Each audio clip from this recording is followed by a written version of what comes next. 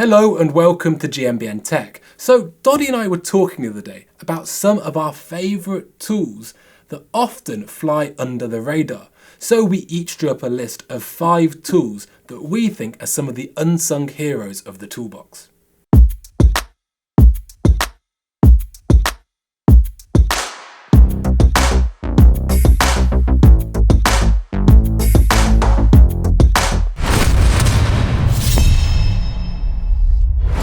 Okay, so like Henry, I love using tools on bikes. Pretty clear here. That's what we do at GMBN Tech. I could go on to talking about the Allen keys with little spinners on. I love these pro ones. This preloading tool for a Shimano crank, my strap wrench that I love, internal cable routing, any of this stuff. But I want to talk about some tools that I don't normally talk about today. Okay, so my first tool is this. Now, I'll get to this in a second. A few years back, I had this. You see it says Avid on it. It's for cutting hoses and hydraulic brakes, a bit like a miniature cigar cutter. Yeah, it's a very cool tool, but that's all it does. And although it's still brilliant and does it all, since then, Park have come out with this. So you have a cutter built on here with a replaceable blade. That in itself makes this a good tool. But it also has the attachment here with a little miniature vise for holding your cable hose, for putting the insert straight into the end of those hydraulic hoses. This is so useful. I use this on bike builds. I use this when trimming down hoses on new bikes to get them nice and neat. And to be honest, it's just not a tool that really springs to mind when you talk about popular tools, but this makes a job easier and it's so nice to use. So therefore, this tool goes in my top 5 tools. Without a doubt, HBT1. If you've ever cut down a fork steerer or maybe a set of handlebars, you'll know that you can leave quite a sharp edge with a hacksaw. And that's where this reaming tool comes in. It takes off any edge on the inside or the outside and delivers a really good finish. The classic tool you would need for trimming down a set of handlebars or a steerer tube on a bike would be a hacksaw and some kind of saw guide. Now these are brilliant, they work. It's a very accurate guide for getting the correct cut. But in truth, I just don't like using hacksaws, okay? So that is a great tool. There's nothing wrong with it. You see these in bike shops everywhere. I like a faster, neater approach. And I like a pipe cutter, to be honest. So this one's actually branded Syntace, but I'm sure it's just a generic pipe cutter. It's got a changeable blade on it, which I do change here and there. And it's also got a little tool here for just deburring the inside of the steerer tube when you cut them down. This is amazing. I love this tool so much. I've lost track of how many steerer tubes I've cut with this over the years. You can see where it's taken the paint off, where the steerer tubes have been lent in on here. It does a great job. As long as the blade on here is nice and sharp, you don't need to file down the outside of the steerer tube because it does such a good job of the cut. And you literally just run this around the inside and it's perfect for installing the star nut. That is such an easy tool to use. And one extra thing about it I particularly like overusing a hacksaw is it creates almost no mess. My next submission are these mini Nipex. So they are great for suspension internals where places can be quite hard to get to and parts can be quite small. They're also great for things like truing up brake rotors. But the way they've secured their place as something of a piece de resistance for me is actually as an extravagant, slightly expensive set of cable end crimpers.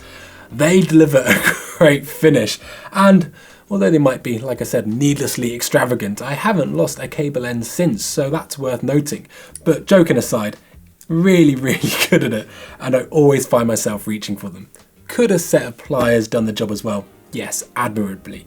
But any excuse to use a tool as nice as this works for me. Next up is probably my most beloved tool. I've got a set of 3 of these. Calvin from Park Tool actually gave me these, and I'd actually put my name on them, which is really cool, but that's not why it's my favourite tool. Having a pick is completely invaluable to me. I need this all the time. I could be using this for lifting out circlips once I've used circlip pliers on the inside of a suspension damper or something like that, or I could be using these for any number of jobs where I need to be pointing at small parts when I'm filming. I think everyone should have some kind of fine pick because you can use these for a variety of things on a bike where you might be tempted to use something bigger and more clunky like a screwdriver that's not really fit for purpose. These can be used to lift out garter seals, the little springs you get on seals on suspension forks, literally anything. And an added bonus of these particular ones is it's got a magnetic end. So if you're working with small parts, hard to pick up and you've got greasy hands, you can pick them straight up, or as I recently showed in fixing up the shed bike, for taking bearings straight out of the hub without having to sort of delicately scoop them out. They just stick to it. Brilliant piece of kit, and not necessarily a tool that mountain bikers would think that I might like, but that is probably my favourite tool, and it's not even a specific bike one. So this is the cheapest tool on the list, namely because they often come free with bikes. But the toe strap is so good, because what you have here is basically, in my mind, a big, meaty, reusable cable tie, which can be good for any number of jobs. I mentioned in a previous video how useful these are when you're installing tyre inserts, because you can attach it at one point and it stops you just chasing the bead around as it continually pops off. It can be fastened securely in one place. They're also very useful in brake bleeds, and another place I like to use them is by attaching the rear wheel to a workstand when working on the dropper post. It means the bike is held securely and isn't going to roll anywhere. Okay, quality sockets. Now, this is not just a bike thing, this goes with anything in life. You get different style sockets. You get 6-sided sockets like this one, and you get the more traditional stuff. In fact, you can see on this one, I've actually ground the top off this, because at the time I wanted to get a better fit and I didn't have access to a 6-sided one. The 6-sided one's always going to be a better fit when you're using them on the top of suspension forks for removing the air leg and removing the damping components on the inside. Now, RockShox forks used to use this system, but now they've actually changed it, so you're using a cassette tool, which is arguably a better interface. But still, on Fox suspension forks, you need to be using a 6-sided socket, and it can't have a chamfered edge, it has to have a flattened off top. Now, I saw these when I was at Eurobike a couple of years ago, and I fell in love with them. It's just a socket. It's an anodized socket with a flat edge on it, and they do them to suit all of the forks in the Fox range. It's almost an unnecessary tool. It's a luxury tool to have, but it's so nice to use. And every time I use them, I smile because of how snug the fit is. It's nearly impossible to slip with one of these, which is why I guess that they make them. And of course, it says what's on there as well: 32, 28, 26 millimeter. Lovely bit of kit to use. Now, you don't obviously have to get one of these. You can flatten off one of these by using the same sort of process I did on this one. A bench grinder. Flatten off the top of a 6-sided socket and it will fit brilliantly, but that does take a bit of time. You can buy them already machined down, or if you really want to put your hands in your pockets, you can get the Fox ones. From my point of view, they're just a lovely bit of kit to use, and they make working on forks, which I do quite often, a nicer job. It's got to be good. I don't know if fanatical is the right word, but I'm certainly very keen to know the exact pressure of the air in my tyres. It helps me fine-tune setup, and I think having consistent tyre pressures is a really important start when you want to start fine-tuning your bike. Now, an electronic pressure gauge such as this is a great tool to make your bike feel more consistent, and it's certainly something I genuinely would have a hard time living without. This is my last submission, and it's something I've talked about before because it's not only very versatile, but sometimes it's actually the best tool for the job, and it is a mini ratchet set. The T-handled Allen keys often are the go-to tool for so many parts of our bike, but when area and movement is restricted, then one of these ratchet sets can be the best thing. So think about places like your saddle clamp, or indeed for your bottle cage bolts. Honestly, these things, once you start using them, they really do feel like doors are opened as you can work on your bike in an unrestricted way. And one job that used to take a long time can take a matter of seconds. Okay, now these fine little snips are essential. This is another tool I use so much because I'm using cable ties for a lot of things. I try and trim them down to be as flush as possible. I don't use blue ones on the bike, I've just got them just because you won't see black ones as well when I hold them up. They get a really good finish, but they're also good for just using as general snips on a whole bunch of things. But I can't tell you how good it is to have some that can really flush cut on a bike. They do make working on them that bit easier. Again, that is not an essential tool. That's a tool I love using. Now, you may well have another set of these at home, different branded ones. It doesn't really matter whatever they are. These ones happen to be Park that we work with, and they're brilliant and they work great.